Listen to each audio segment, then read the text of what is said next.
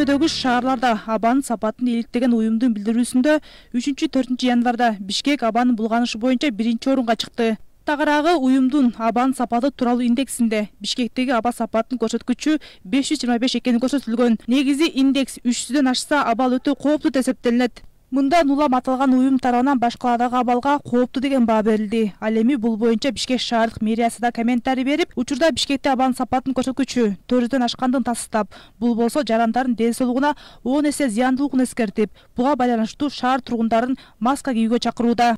Датчикте карасаңыз азыр 471, 466 дейт, жана микрон частицаны көрсөтүп атат да. Бул болсо биздин ден соолугубузга 10 эсе зыяндуу да азырчы. Могу көзгө көрүнбөгөн жанагы бөлүкчөлөр ыпыр-сыпыр деп коет, ошол азыр өпкөбүзгө кирип, анан канга кетип атат да. Өтө зыяндуу ушунун баары. Анан мындай азыр эч жерде жок. Дүйнө жүзүндө биз азыр 1-орунда турабыз.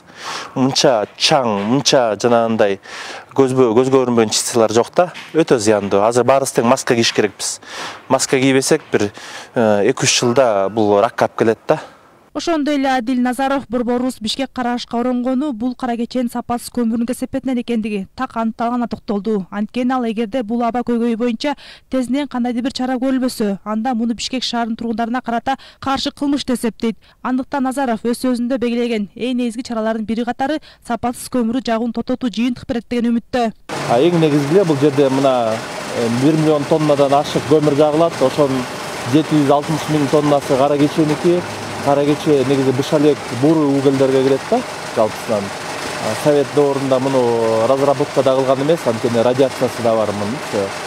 Анан эмнегедир биздин башчыларыбыз ТЭЦ-да от казандарын алмаштырып, ошол көмүрдү жага баштады да. Анан ошол бул чыгышында эле бир эле чыгышы бар. Бул жылдан баштап кара кеченин көмүрү ТЭЦ-де жалпы мына Бишкекти курчап турган 7 топливный база бар. Ошол жерге начар көмүр кирбеш керек, сапаттуу көмүр кириш керек да.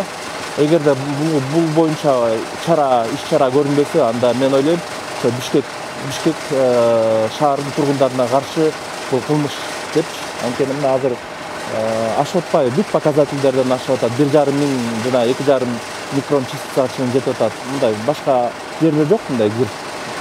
Анан ошо билип туруп эле ушул начар көмүрдү жагып атабыз, токтотуш керек болду. Ал эми Жашыл энергия коомдук фондунун жетекчиси Анара Султангазиева болсо, бир нече жолу ушул аба көйгөйү боюнча айтып келгенбиз, бирок биздин үнүбүздү эч ким укпай келген деп катуу сын калды. Анын айтымында өкмөткө абанын булгануусун жоюу боюнча пландар айтылганы менен эч кандай тыянак жок, эч кандай жиге душ аракеттер көрүлбөй жатат. Мындан улам ал өкмөттүн мындай кайдыгерлигинен жана жоопкерсиздигинен шаарыбыз ышталып кара түтүнгө оронду деп нааразы болду. Бирок өкмөт тарабынан ушундай жигердүү иштер, чаралар көрүлбөй жатпайбы? Бул комплекстик иш да.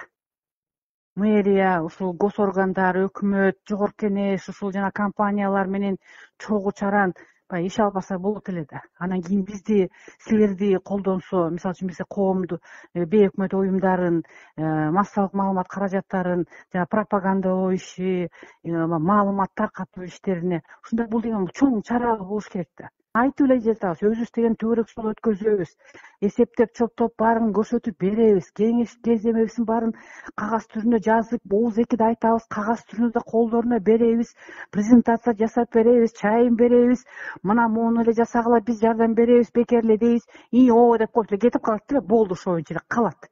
Буга чейин Бишкек шаарынын мэринин милдетин аткаруучу Балбак Түлөбаев дагы шаардагы абанын булганышынын эң негизги себеби катары көмүрдөн чыккан түтүн экенин баса белгилеген. Ошондой эле буга байланыштуу Борбор каладагы мектеп отканлардын баарын газга өткөрүү боюнча буйрук чыгарып жатканын билдирген. Эгер көмүрдөн баш тартсак, иис, түтүн чыгарган сапасыз көмүр жагууну токтотсок, аба тазарат.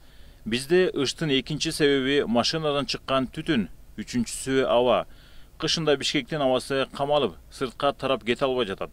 Буга байланыштуу мектептерди, мэрияга караштуу отканаларды газга өткөрөм.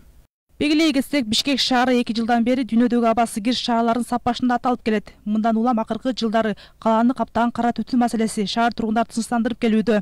Анткени адистер абанын булганышы бир гана өпкө ооруларына алып келбестен ички органдар жабыркатып, жүрөктү алсыратып, көкбөр, ашказан, өт сыяктуу органдардын ишин бузарын айтып келишет. Бирок бул маселе эң башкы көйгөйлөрдүн бири болгонуна карабастан, өкмөт буга кайдыгер караганы коомчулукту иренжитүүдө.